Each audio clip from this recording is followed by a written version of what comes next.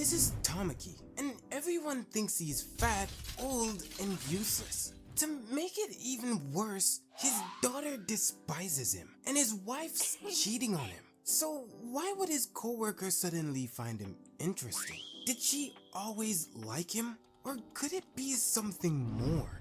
Her eyes widened, and don't ask me how she's able to see this man's skeletal structure, but just know that she can. Not only that, but it was beautiful, as this truly is her ideal body. Tamaki Kurudo stands in shock as he was given the role of project leader, and it seems everyone else knew about it before him. It's as he walks out of his supervisor's office that he overhears a female co-worker gossiping about him. Sure, he's a good guy and all, but he's also quite unreliable, kinda similar to the classic midlife crisis of an old man.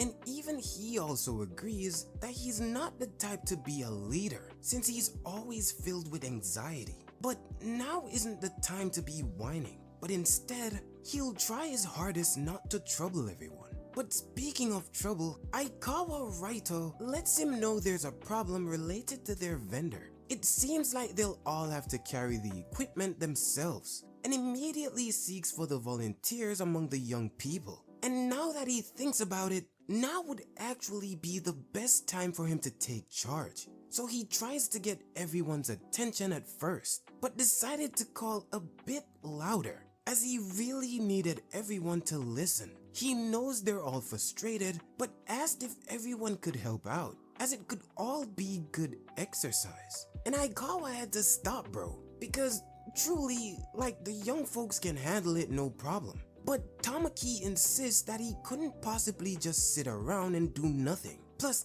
this type of thing requires teamwork, and as he reluctantly thanks him, they made their way over to the venue. And once again, Tamaki took charge, since all the men should carry the heavy stuff, and encourages everyone to do their best. But as soon as bro started lifting, he damn near broke his back. And at this point, Ayase insists that he leaves it to the younger ones, and he gives in immediately, settling to carry the smaller items. And when they found out that the elevator wasn't working, he was one of the first to recommend the stairs. But little did he know this was about to be his downfall, because even though he kept mentioning that he was fine, not wanting to be a burden to the others, these stairs were slowly kicking his ass, as now he just looks like a disgrace. They had to beg this man to stop, like just go sit down somewhere, bruh. And as he made his way back to the office, he couldn't help but overhear a conversation again of someone mentioning that he had no stamina, even though he had been fired up about taking the charge. He was the first to be warned out, and how he should have just stayed quiet. But not only that, but they also saw it earlier when he took off his blazer, how his stomach had been sticking out a lot, straight up calling our boy chubby, like he really is an old guy. Later that very same day, he took a good look at his stomach in the mirror, and bro straight up shaped like a titan, I ain't gonna lie. He stood still as he prepped himself, and decided to suck all that fat from his stomach in, but wasn't able to hold it for long. And that's when it hit him, that it really is sticking out, huh? When calling from behind him, Tamaki Sana, his daughter, tells him to get out, since she'll be getting in the bath. But before he left, he called out to her, curiously asking if maybe he looked like an old man. And at first she was confused, but within a heartbeat answered that of course he does. Actually, maybe he should put on some clothes already and stop showing off that embarrassing belly of his. It's while he made his way to bed that he called out for his wife, but it seems she just wasn't there, which had him thinking that she must have been in the bathroom. But then he couldn't help but notice her phone lying on her bed, with a missed call from Ayase Raito, and he immediately realized it was his co-worker from earlier. He isn't able to understand why his wife would even be talking to Ayase, especially since she's never mentioned him before, when suddenly his wife opened their bedroom door while he nervously drops her phone, introducing Tamaki asking if something was wrong. They each went to lie down in their separate beds, and after she mentioned turning off the lights, silence settled over their room. It's yet as they laid there in the dark, he couldn't shake the thought from his head. He never thought his wife would be cheating on him, and as he reached forth his hand, shaking her out of her sleep, he asked if he could lay down some pipe, just like for old time's sake. And she really looked this man in his eyes and told him, stop it, get some help. Like, you're not young anymore, buddy. Just go on to bed already. And you could just tell from the look on his face. Bro was going through it. He's always being told he's an old man, and now he's just not young anymore. So he should just stay quiet. But it's not like he really wanted to get down and jiggy with her anyway. But he mostly wanted to confirm it, the way everyone sees him, that nobody has use for an old man such as himself. The next day while at the office, his co-worker asked if he had a moment, but Tamaki wasn't able to sleep at all last night, so he's kinda going through it. Ayase Mizuki, the woman standing before him, is quiet and doesn't socialize much, so he never really knows what she's thinking. But one thing's for sure, and it's that she gets her work done, so she's really easy to rely on. She wanted to ask him about yesterday's equipment, how it seems they'd still need one more on their floor, and wanted to know if he could help her carry one. And once he agreed and they made it over there, she asked if he'd be able to handle it. But once she placed it in his hand, bro damn near dislocated his hip, and as they both struggled to carry it, he pleads with her to slow down, but they crashed to the floor right after. The dust began to settle, and as he asked if she was okay, he hadn't even noticed that he had her pinned down, with her tatas hanging out. And my god, is she ripped. His eyes widen and he tries to get off her immediately, apologizing since he doesn't even know how he got her shirt off. My dog. She clutches her shirt, since he pretty much just harassed her, but he swears that that wasn't his intention. But seriously, how the hell did her clothes come off? But she wasn't into all this chit-chat and walked right on past him, removing a camera hidden on the top shelf. And with a single click of a button, she showed him that she had him in 4K. And immediately he knew it was wraps. Like, it's over for him. He's mortified, asking why. Why would she be doing this?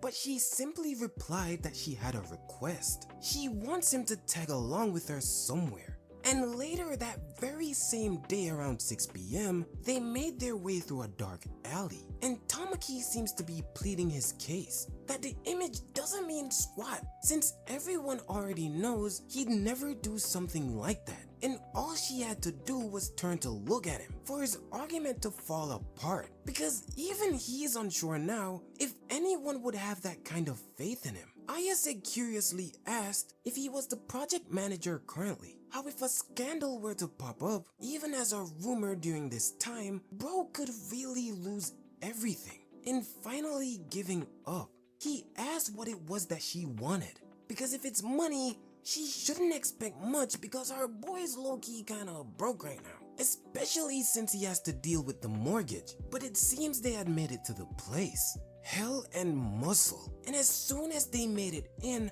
Tamaki was already crying out for dear life. And who wouldn't be? Especially after looking in this psychotic woman's eyes. She had this man doing bench presses, telling him to open up with his chest more. And not only that, but she ain't allowing him to take any breaks either. It's when they were finally done with bench presses, he asked her what was going on.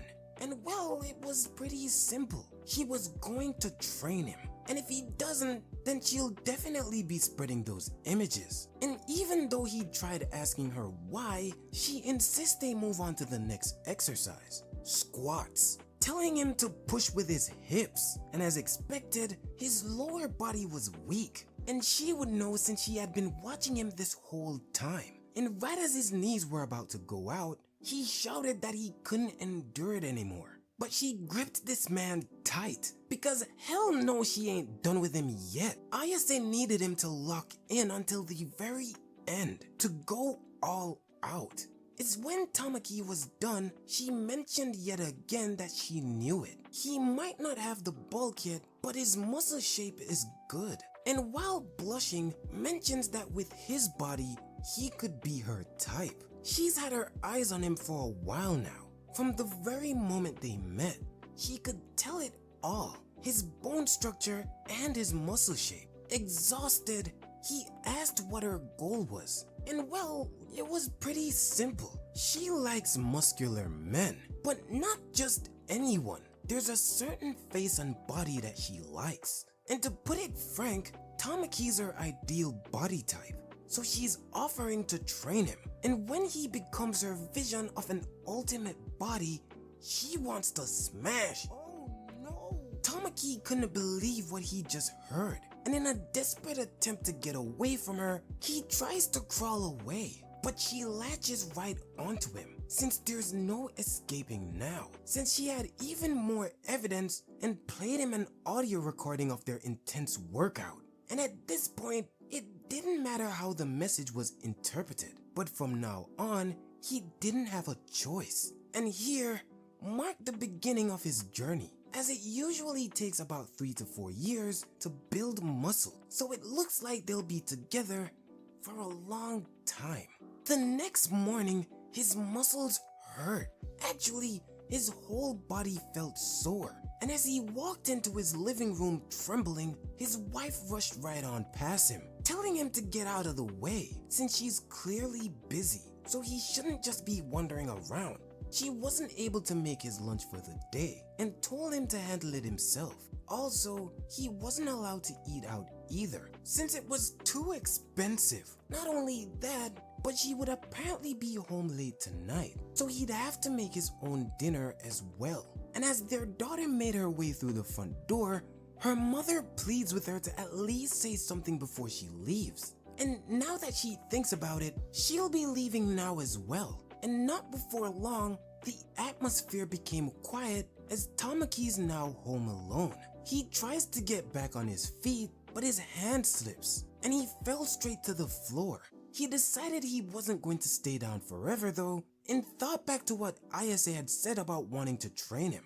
Then all his previous memories came rushing in, of his own daughter thinking he was disgusting. And even his wife saw him as nothing more than a useless old man.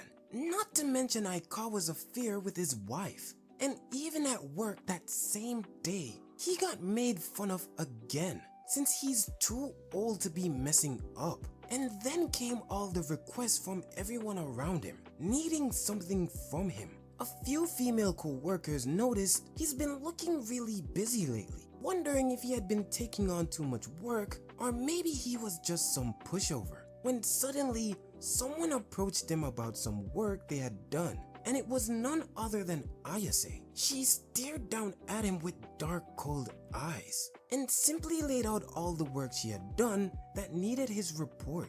Right as he took a look and thanked her for being such a good help, he looked up and she had already left. That's when Aikawa approached him from behind, since Ayase is as cold as ever, startling him. And as soon as he saw him, he remembered that Aikawa called his wife the other night. Aikawa asked if maybe he and Ayase were close, but they're just co-workers. She hasn't really been known for warming up to her other colleagues, and since she's really pretty, it seems a few people tried to shoot their shot, but she just walked right on past them without paying them any attention. Not only that, but she also has her guard up. And no one really knows about her private life, except for Tomaki, who got to see her in action at the gym. Curious, Aikawa asked if maybe Tamaki knew something about her, but he swears he doesn't know anything. Actually, at this point, he's unsure if what happened yesterday was even real, that maybe it was all just a bad dream. When suddenly, he got a direct message and noticed it had been from Ayase, instructing him to go to the equipment room during lunch break and check on the top right shelf. So right as the clock had struck 12, he quietly moved away from his desk and made his way over to the equipment room. And that's when he noticed his hands had touched something. It's once he made it outside that he noticed Ayase had packed him some lunch. But once he took a bite and began to chew, he couldn't help but notice it was just bland, and wonders if this is what they call muscle food. And so, it wasn't a dream after all. In fact, this woman's crazy! But since he wasn't able to bring lunch, even something like what she made could be considered food. So he's more than grateful. But actually, now that he thinks about it, did she actually know this was gonna happen? Psh, nah. It's probably just a coincidence. All while a dark figure watches him from a distance behind a tree. Later, when he had made it back into the office, it seems the lunch he had today was a bit unsatisfying. So he figured he'd just drown his hunger with a coffee filled with lots of sugar. When suddenly, Ayase had appeared behind him, asking if by any chance he had a moment. And once he turned to give her his undivided attention, he shortly after walked away and took a sip of his coffee, but immediately spat it out since it had somehow turned into plain hot water. And while he continued to make his way through the office, Aikawa asked if he wanted some snacks, since their business partner had actually sent some chocolate over. And right as he was about to take a bite, she low-key instant transmitted behind him, since he had actually gotten a call, and grabbed onto him, pulling Tamaki towards his desk. It's right as he was about to sit down that he noticed something yet again. There was something placed on his desk, with another message from Ayase reading that they were snacks, so he should make sure to eat them. But it was yet again the same thing he had for lunch, and he couldn't help but think how weird it was he had interrupted his chocolate snacks just to bring him more food. And at the end of the workday, she immediately sprung from her seat and dashed towards the door. And it seems she had this habit of leaving work at the same time as usual. But running right behind her was none other than Tomaki, and they couldn't help but think how unusual it was he had left on time. But shortly after, while walking through the streets, Tamaki looked everywhere for Ayase. So imagine his surprise when she suddenly appeared right behind him, commending him for leaving work on time as instructed. But bro's asking all the right questions, because how the hell did she even get his number? And well, simply because she knows everything about him. And that's why she'll completely transform him herself. And with that, it was time to train. She slams him to the floor and began twisting his stomach with her feet. But all of that just left him confused, wondering what she was even doing to him. And apparently, she had been loosening his fascia since his abdominal pressure was weak, practically useless. And so next it was on to leg tosses, as her focus now is training his abs. But not only that, she needed him to get those crunches in, holding it all in firmly. And since he had touched his back against the floor, then she'd need 5 more reps as punishment. And she ain't easing up just yet, because next were planks. And it seems he was at his limit, unable to hold it in anymore. But she suddenly appeared beneath him, laying on the floor, asking if he was really about to collapse on her, especially since he knows what would happen if he did.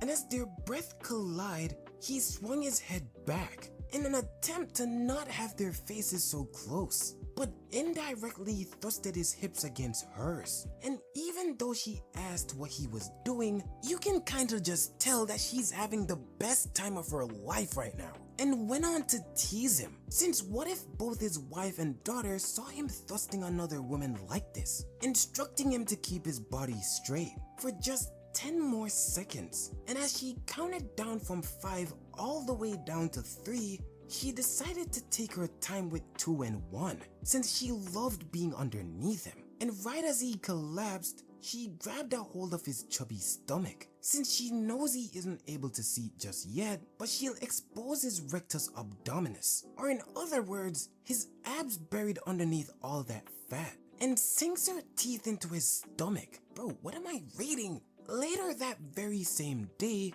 while making his way to his apartment, he entered and mentioned he was home, but then remembered that his wife did say she'd be home late. And there on his kitchen table was dinner from Ayase again.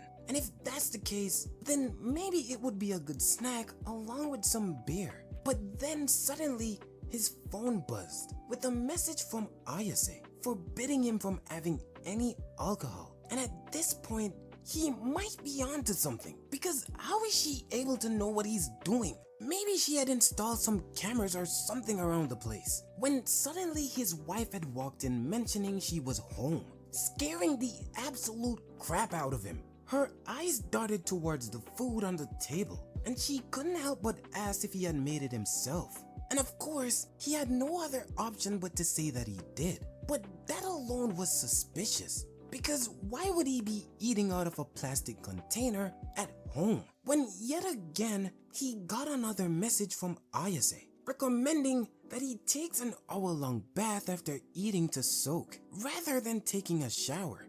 But that alone had caught his wife's attention, asking who it was, and he simply replied that it was a subordinate from work, which I guess is actually not a lie. And so he hurried over to clean up after himself. And later that night after his bath, he went to take a look in the mirror yet again. He knows she's only treating him like he's her toy. How he couldn't possibly keep living like this, wondering if maybe he should just tell his wife about his relationship with Ayase, that it isn't anything suspicious. After all, it's not like he's guilty of anything. When just then, his daughter walked into the bathroom, noticing that her dad was there again. But her eyes widened when she noticed the strange bite mark on his stomach. He quickly apologized while putting on his pajamas and wishes her a good night. His wife would then leave their shower and notice he had already been sleeping soundly, and couldn't help but think how fast it was, since it was only just 10 p.m. Regardless, she heads into bed, turns the light off, and turns to face away from him, when suddenly a dark figure gazed into their bedroom. It stared blankly ahead, unblinking, until Kaori turned and noticed the blinds had been left open. And as she rose to close them, the dark figure slipped quietly back into their apartment upstairs, lying down in their bed as they gazed to their 6 glowing monitors, each streaming from hidden cameras inside Tamaki's home, revealing Ayase, who looks forward to watching him eat, sleep, and grow stronger. While she shook her shake, Tamaki talks about how he's been helping his co-workers with their problems, all while his wife affirms him that it must have been really tough. It's not long after that Ayase sits down to have her breakfast, while she yet again heard his wife mention that she'll prepare something for his lunch. But he stops her, mentioning that it's fine, as he just doesn't need lunch today. And with a speaker connected to the lower apartment, Ayase hears everything that's being said below. A text message chimes in from Tamaki's phone, reminding him that he should eat rice instead of bread. And since bread is high in fat and gets absorbed easily, rice would be able to keep him full for much longer. But not only that, but natto would be great as well. Plus, some citric acid could help to reduce his muscle pain. But when his daughter noticed they were eating rice instead of bread, she turned to her dad, but he thinks it's fine every once in a while. But she shouts that she doesn't want it and storms off, when yet another message came in instructing him to leave for work. Also, he shouldn't use the elevator but the stairs instead. And as Ayase gets ready to go to work herself, she notes how their office is on the 15th floor, so it should take some time to climb. But then his wife noticed some crushed beer cans and wondered if maybe he had done it. And if that's the case, how was he able to crush them like that?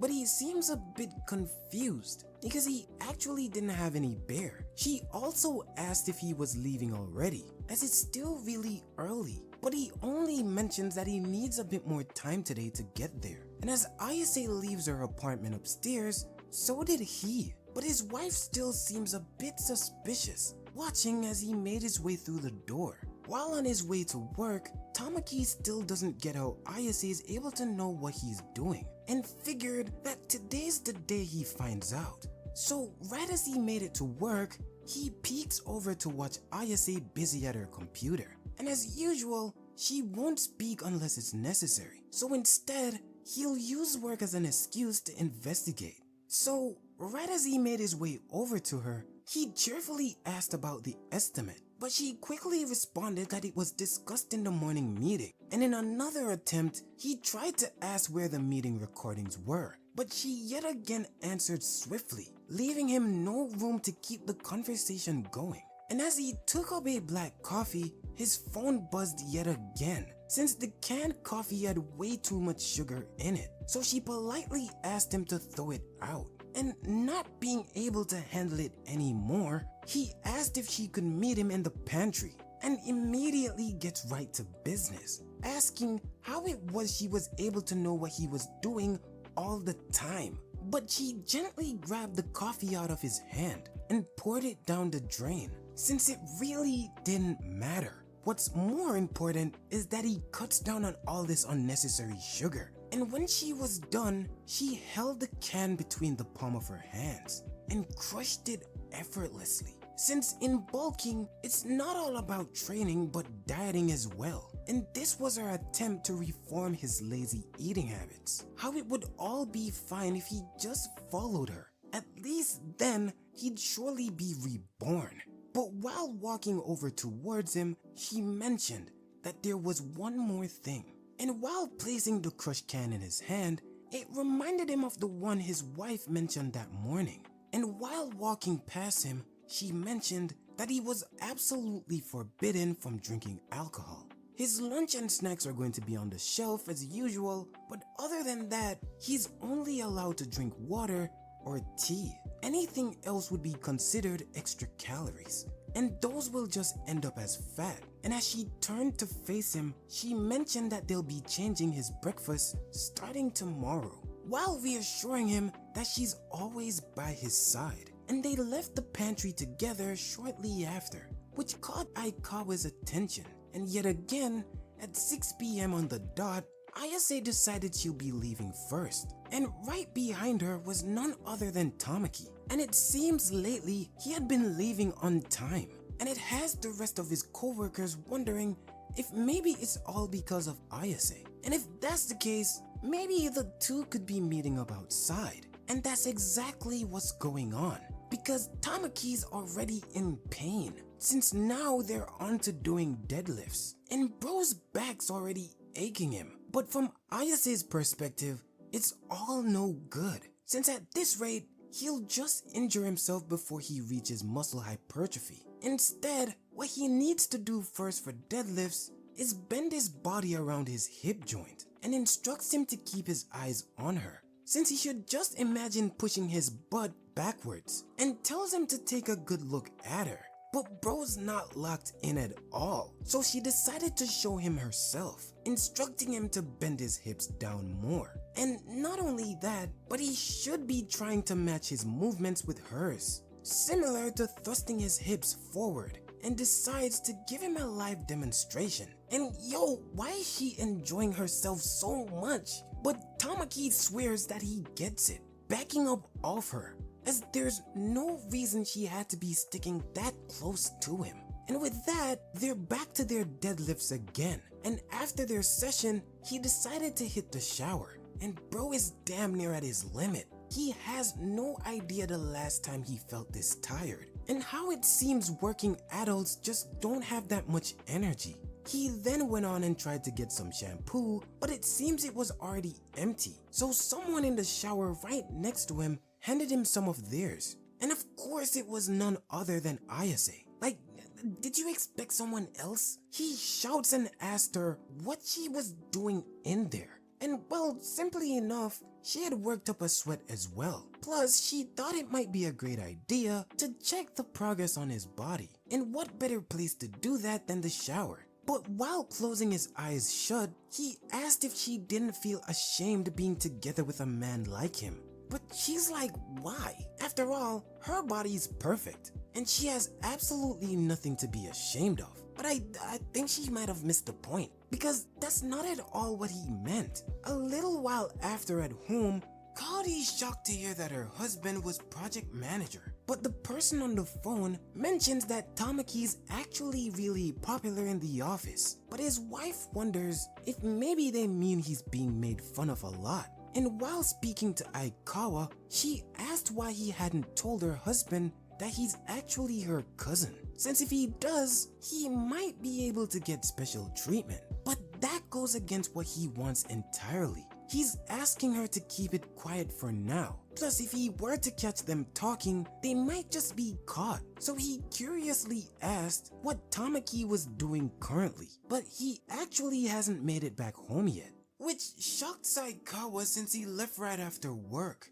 But then suddenly remembered that he saw both Tamaki and Ayase hanging out a lot, and quickly told Kaori never mind, and decided to hang up the phone suddenly. And as she sat there wondering what the hell just happened, Tamaki walked through the front door while mentioning that he was now home. And as usual, he was completely worn out. And right as he walked past her, she noticed that fresh smell someone would have right after a bath. Plus, that's definitely not their shampoo she's smelling. But all that seems to be on his mind is how easy it is to say goodbye to Ayase, and how that at least helps ease the fear of being seen with each other. It seems he doesn't want dinner either, since he already ate bland chicken breast. But before he left, she couldn't help but notice he was exhausted, and asked where he was. And of course, without a second thought, he mentions that he's coming from work. And that's when she knew he wasn't telling the whole truth, but simply replied, "I see." It's later on while she entered their bedroom, she noticed him sleeping soundly yet again. How recently he's been going to bed a lot earlier, and decided to go check the shirt he had worn earlier that day. And right as she went over to take a whiff, she noticed something. A piece of hair lingering on his shirt, and stared at it with pitch black eyes. The next morning, yet another shake was being made, but actually, it was Tamaki's this time. Before him, he had his protein oatmeal with boiled eggs, and began chowing down, and both his wife and daughter could only stare, wondering who the man before them could possibly be. But when he noticed their awkward stares, he mentions that he had actually bought it yesterday, since he's been thinking of going on a diet. Shocked, his wife asked why, and once he thought about it, along with what Ayase told him previously about wanting to smash, bro couldn't bring himself to say it. But his daughter breaks the silence by asking if maybe he felt insecure about what she said, if it was all because she mentioned he had a belly. And seizing this opportunity of a lifetime, he stood to his feet, mentioning that she was right. After all, it's super embarrassing, and asked his daughter if she'd like to have some of his food, since it's good for your body. But she shuts the whole offer down since it all looks super gross. Meanwhile, Ayase watches Kaori on camera 31. How did we get to 31? Thinking how it seems she was really clumsy. The next morning, Kaori rolls out of bed, and apparently she wasn't able to sleep at all last night. It's shortly after that she turned and noticed that Tamaki wasn't lying next to her. And so while making her way into their kitchen, there he was up and active. It's then that Tamaki wishes her a good morning, while also mentioning that he had made both her and Sana some toast. She couldn't help but realize he had been waking up early recently, but it's really only because he's been going to bed on time, so he finds himself waking up naturally. Not only that, but he wanted to let her know that he also wouldn't be needing dinner tonight, which has her a little concerned because he's been eating out a lot lately. But he nervously gave an excuse that it's only because he's been socializing a lot with his co-workers lately, and quickly made his way towards the front door, before letting her know that he'll be off. And it's when he had made it to work shortly after that he had gotten right to it. Even his co-workers couldn't help but notice how busy he seemed lately. Not only that, but he also seemed different. He was much more livelier than before, and they couldn't help but wonder if something had happened to him. And that very same confidence of his carried over into his presentation later that day. And even his boss could tell that bro's aura had changed. How choosing him as the new project leader was the right call to make. But while pointing towards Tamaki's presentation, he wanted to know more about a topic he missed, related to their load test. But Tamaki had completely forgotten about it, until a notification came in on his laptop of the full load test Ayase had compiled for him. And without delay, he got right to presenting it. And as expected, Tamaki was on a roll, with his boss entrusting their next period to him as well. And before he knew it, all his subordinates had surrounded him, congratulating him on doing such a great job. But not only that, but Aikawa couldn't help but glaze, talking about how Tamaki had been looking great lately, and recommends that they have a wrap-up party to celebrate. It's after a while that both Tamaki and Ayase had went on a walk in a nearby park, and he wanted to thank her for coming in clutch for him earlier, but she insists she was just doing her job. One thing's for sure though, and it's that he's been feeling great, and it's low-key all thanks to her, blackmailing him into getting into shape. But just then, Ayase noticed something from the corner of her eyes. A kitten all by itself, standing upright in a box labeled "Take Me." It's when they made their way over to it that Ayase immediately got her phone out and made a call, letting the person on the other line know that she'll be there immediately, before shortly after mentioning that she'll be taking the kitten to the vet. Tamaki insists he accompanies her, but she swiftly turned around, asking if he didn't have work to complete, while she, on the other hand, had actually finished up work for the day. And so while she ran off, she mentioned that she'll be joining the party, but she might be late, so he shouldn't worry about it. And this all comes as a shock to him, as he always thought she was cold-hearted. Meanwhile, at Kaori's workplace, someone mentions out loud that it's definitely an affair, which had her jolt nervously, with a cold sweat beating down her cheek. But turns out they weren't talking about her, but rather a young actress who's getting down and jiggy with her co-worker, who just so happened to be a middle-aged man, which has all the ladies in the office wondering why she had picked such an old geezer, all while Kaori types away on Google signs of an affair. And for sure, if you're seeing these signs, then your partner's sus as hell. The signs are, if they're going out more, always on their phone, caring about their appearance, suddenly being kind, vague when talking about outings, and lastly, reduced intimacy. It seems Tamaki had been checking all those boxes from the time he had mentioned he didn't need dinner and started going out more, caring about his appearance by going on a diet, suddenly being kind by making her breakfast, not to mention he's always on his phone talking to his subordinates. And lastly, he's always vague when talking about where he's been. It's when she pieces it all together that she truly felt despair. But she warns herself to get it together, as there's still one left, reduced intimacy, and thought to herself that she has to throw some cheeks on him tonight just to confirm.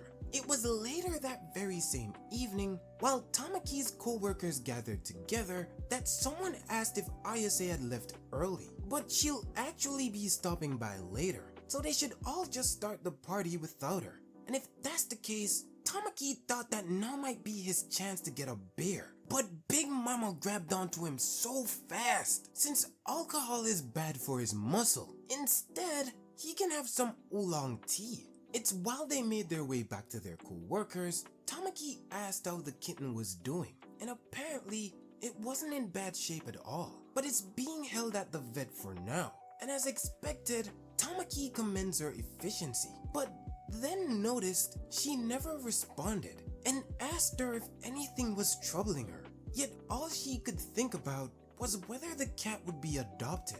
It's while Tamaki gazed down towards her that he couldn't help but smile, as he never noticed she had such a kind side to her, how she really is amazing. It's while he smiled yet again at her that her eyes began to widen, and she whispered, "Not really." But shortly after was interrupted when someone yelled her name from a distance, and while everyone wondered who the hell this guy could even be, he mentioned that he finally found her, asking why she had all of a sudden disappeared on him. But most importantly, he had to confess just how much his body is unable to live without her touch. And as Aikawa runs over to ask what was going on, Tamaki had whispered to her, asking who the guy before them was. And turns out, it's actually her ex-boyfriend. And neither him nor Aikawa could have possibly seen that one coming. And yo, why is bro taking off his shirt to flex like that? Mentioning how she was the one who trained his body. And just like before, he wants her to be rough with him. And now everyone's getting the wrong idea. Because when he says rougher, is he referring to like bedroom activities? And who would have thought that the lonely and mysterious Ayase had an ex? But most shockingly, she had a dark side. As everyone proceeds to lose their mind, Tamaki knew right away that this guy was a muscle training victim. Like he's just like him, trained and targeted by Ayase. And not before long, her ex grabbed on to her, pulling her away by the arm, since he's convinced their relationship isn't over. And as Tamaki tries to stop him, he stepped in front, blocking her ex from going any further, since he completely understands and tries to convince him not to be violent. But noticing the blisters on Tamaki's hand, her ex knew right away that they were barbell calluses and asked if she was doing it with some old dude now, training him and having fun with him. How she should just cut the fake decent act already, calling her a hoe to her face. And Tamaki said hell nah and sucker punched bro right in the jaw. Like I never knew he had it in him. Straight up told her ex to watch his mouth, like he was his child. And not only that, but he needed him to apologize pronto. But her ex wasn't about to take that line down and literally tried to fold Tamaki in half. But someone ended up saving bro's life by calling the cops. And before they knew it, Tamaki was back home at his apartment. And right as Kaori opened the front door, she asked what had happened. But with urgency, Aikawa mistakenly called her by her first name, asking if by any chance they had a first aid kit. And while he slowly brought Tamaki in, Kaori noticed someone else standing by their door, none other than Ayase. It's once they got settled that Aikawa retells the story of Tamaki's heroic evening, all while his wife scolds him. But Ayase interrupts, since it was all her fault, as Tamaki was just trying to stand up for her. It's then that Kaori asked who she was, and as Ayase introduced herself as Tamaki's subordinate, she mentioned how truly grateful she is for everything he's done for her. And that's when Kaori knew this was the subordinate he had been mentioning this whole time. And not before long, Aikawa and company decided to take their leave. It's while he was walking down the street with Ayase that he couldn't help but feel as though he had a newfound respect for Tamaki, putting himself on the line for other people. But most importantly, he wanted to know where Ayase lived, asking if he could see her home. But right as he turned around, she had vanished. Back at the Tamaki's residence, Kaori stands before her bedroom door, thinking now's the time to throw some cheeks on her husband. And while she opened the door in front of her, she mentioned how she had turned him down the last time, but asked what about now. But bro's already dead asleep. Like, he might not have had the chance to get the yams, but he's for sure dreaming about them as we speak. All while Kaori stands over his unconscious body, thinking back to the young lady, Mizuki Ayase, and the despair from earlier returned. But she quickly spun around and plopped right into bed. Meanwhile, Ayase appeared by their window yet again, and it seems his injuries are fine, which in this case means that he's all good for training tomorrow. But suddenly, she remembers everything he had said before, how amazing she was, and how he even felt someone like her was worthy of being apologized to. And as she yet again watched him sleep, her eyes began to glow as she stared right back at him. But her moment was short-lived, when Kaori had suddenly moved, leaving her no other choice but to retreat. But now she's just left confused with her own thoughts. How does she feel about Tamaki? And where do they even go from here? In the bustling office cafeteria, Ayase sits alone as she stares at the meal she prepared before her, with dried mackerel, spinach, and natto being among the many dishes. And while she stared at the dried mackerel, Tamaki's face formed ahead of the fish as he shouted to apologize. Her eyes widened, and as she took a closer look, it was just the mackerel after all. She took a moment to gather herself and began mixing her natto, when yet again, there she saw Tamaki's face as he whispered how great she was. And at this point, she decides to put the whole tray down cause she's tripping, when suddenly calling Ayase from a distance, her co-workers mentioned how unusual it was seeing her in the cafeteria, since she usually brings her own bento. And as they sat down next to her, Ayase apparently forgot to make it last night, since, you know, she had something on her mind, and they totally get it, since it must have been because of her ex. And honestly, sometimes they end up rethinking things a bit too much as well. But speaking of rethinking, they had no idea Tamaki was so passionate, and how he's low-key kinda cool now. But they wanted to know what Ayase thought, and at this point, she's just trying to distract herself.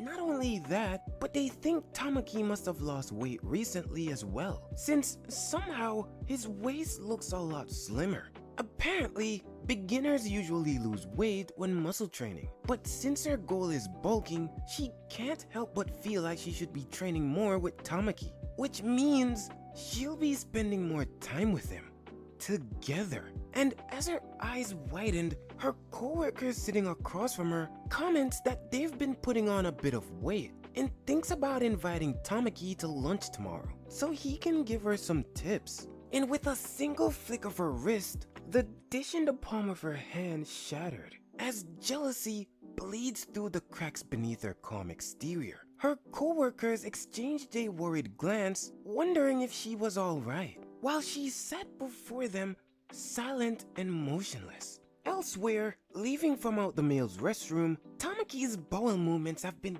great lately. I did not need to know that. Not only that, but he also noticed he lost weight. He wonders if it's all thanks to Ayase and wonders if he should be grateful, even though he's clearly being blackmailed. And now that he thinks about it, she did mention she likes macho guys. So the task at hand is to lose even more weight so she'll eventually lose interest and give up on him. So when they finally made it to Hell and Muscle, Ayase stood before the gym's door, and upon opening it, she thanked Tamaki for his patience.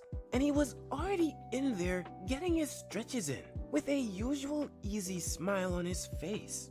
He playfully asked if she was gonna bully him today as well, and her heart started beating wildly. She quickly turned her head away from him as he asked if everything was okay. But while turning back around to face her, she mentioned it was nothing. But now, their faces were only inches apart, and the same feeling from before emerged. She quickly dashed back in a panic and slammed her back against the wall, trying to create some distance between them. Once more, he anxiously asked what was going on with her, but she swears it's all fine. Instead, they should just start their workout, and it was none other than bench presses. It's then that she noticed he was at his limit and decided to lend a hand. But right as she made direct eye contact, she folded once again, leaving him to rely on the safety bars. And without even acknowledging it, she just made her way over towards the dumbbells, mentioning that Tamaki doesn't seem to be feeling well today. But if you ask me, it kinda sounds like she's projecting. But if that's the case, he doesn't need to force himself to lift heavier weights. But dumbbells would work just fine, and recommends they start off with just 15 pounds. And as she passed the dumbbells over towards him, his hand gently grazed hers. And this lady threw the damn things to the floor, leaving him no other choice but to call her out, since she's been acting really strange all day, and demanded that she looks at him. And this woman really turned towards him for a second and then looked away again, before finally mentioning that that would be all for today. It's while she was walking away, Tamaki couldn't help but wonder if he's feeling sick or something. How honestly, he feels a bit worried about her. But someplace else, Ichika thinks it's really rare for her older sister to ask her for advice. But Ayase seriously doesn't have a clue what's going on with her. Her physical condition seems to be just fine, but her mental state is unstable. Everything seems fine from her blood pressure to her muscle distribution. But there are moments when she loses concentration, and as a result, her temperature rises along with her heart rate, especially when she's with a particular person, or even when she's just thinking about him. And if that's the case, Ichika wants to know all about this guy. And Ayase really said bet and got straight to yapping about her mans. And with her sister all caught up, Ayase wonders if maybe it's because his muscles have been reacting in sync with hers. Bro, what? And that's when her sister had to let her know that she more than likely just has a thing for this Tamaki guy. And this woman still ain't clocking what she's talking about, leaving Ichika to spell it out for her. And then, after a moment, everything started coming together. This crazy lady launches from her seat, and once she landed, got straight to working out. And once she was exhausted, she thought back to Tamaki while feeling her beating chest, and wondered if this was what liking someone felt like. Yo, it's your boy Noodles, and if you want more peak fiction, check out my latest upload right here on the screen, and I'll see you guys on the other side.